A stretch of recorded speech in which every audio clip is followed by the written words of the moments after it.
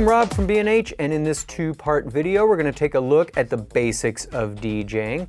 Now, since these videos are for beginners, in this first one we're going to take a look at the basics of a DJ setup and how a DJ mixer functions. In the second part, we're going to put the gear to work and show you the fundamentals of beat matching and mixing. So to get started, this is what I'd call a traditional DJ setup, since our tunes are either going to come from turntables or media decks, which play audio from USB sticks, SD cards, or on older models like this one, an ancient digital medium called the compact disc. Even if you intend to use a computer and DJ controller, like this Pioneer DDJ SR2 for example, signal flow through any DJ setup and mixer is basically the same. So we've got four sources of sound to work with. To mix, we're going to need a mixer, and our Allen & Heath Zone 43C just happens to have four faders, one for each of our sound sources. Some turntables offer a line out option, but generally they output a low-level phono signal, so they have to be plugged into the mixer's preamp to bring them up to a usable line level. Now, the media decks output a line level signal, so they get plugged into the line level inputs. The 43C also features a built-in sound card, so you can also feed files to it from a computer via USB or use turntables to control virtual Serato decks. So those are the inputs to the mixer.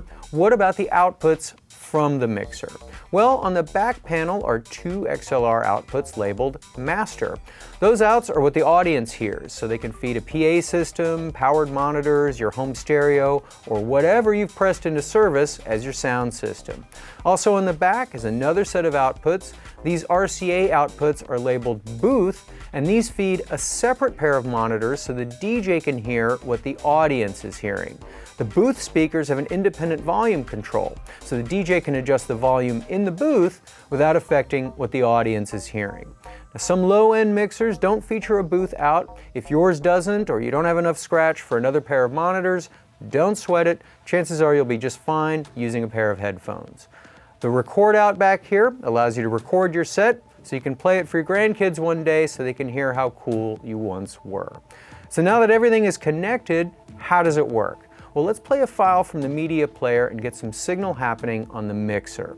This deck is plugged into this channel, which is set to line input. The first thing I want to do is normal any EQ settings, and since we're not in the middle of a gig, I'm going to put the fader at about 0. And it's a good idea to try and keep the faders in this general area so you have a little wiggle room up and down while you're mixing. And the way we do that is by adjusting the trim and using the channel meters. Now see, before the signal gets to the fader, it goes through this trim pot here. And the meters on the channel are showing me the post-trim input to the fader. So that means the fader and the EQ, for that matter, has nothing to do with the level on the channel meters.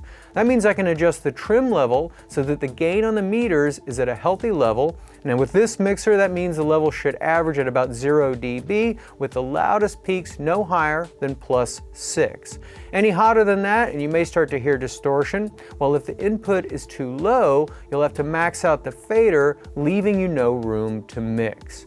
Now, recorded music varies in volume, and older music especially tends to be lower in volume, so you may have to work those trim levels periodically in the mix to keep the signal being fed to the faders at appropriate levels. Okay, so we've set our trims. To hear the music, it's simply a matter of putting up the fader, checking the output meters, and then turning up the master volume that feeds our sound system. Now, if you put up the fader and no signal is showing up in the mix, the crossfader may be the culprit. The crossfader allows me to switch between or blend two sources, and the action on this fader is a lot less resistant than the main faders, allowing me to do rapid cross-cutting between tracks. So when you see serious turntablists working transformer-style mixes and cross-cutting between tracks, this fader makes that possible. Alternatively, you can simply use it to fade smoothly between tracks. Setting it up is simple. One side is X, the other side is Y, so all you have to do is select the source channel you want on each side, and then you can adjust the volume curve so it dips a bit in level or it doesn't, or you can set it to fast cut for scratching. For basic DJing, you don't have to use the crossfader, simply don't assign any channels to it and mix with the main faders and EQs. Let's talk about the mixer's cue functions. Most DJs aspire to create a gap-free, seamless set.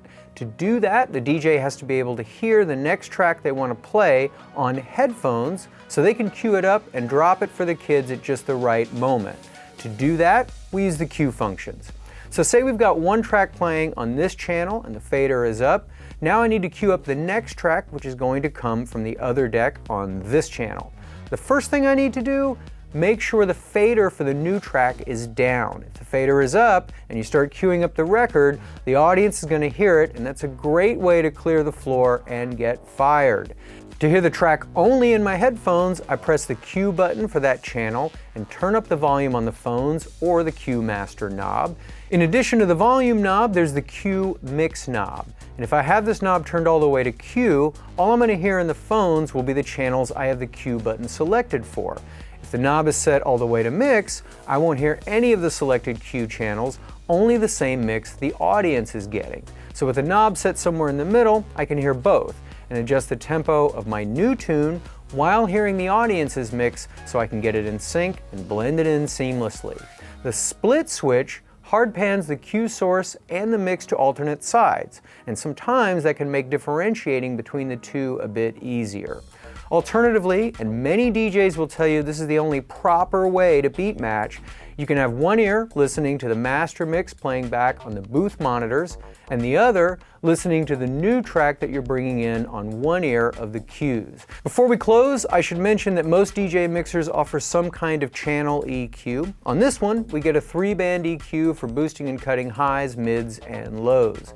The EQ is critical as it allows you to boost, or more importantly, cut certain frequency ranges while you're mixing. This mixer also has an effects send knob, so if I have an external effect unit, say a reverb, delay, flanger, etc., connected to my effect input-output loop, this is where I send my signal to it. This particular mixer also allows you to send the individual channels to a filter for some additional fun effects, and the type of filter and the cutoff frequency is set here and here. We'll talk more about EQ, effects, and filters in the next part where we get into actual DJing techniques. For this video though, we're going to leave it here. I'm Rob from B&H, and thanks for watching.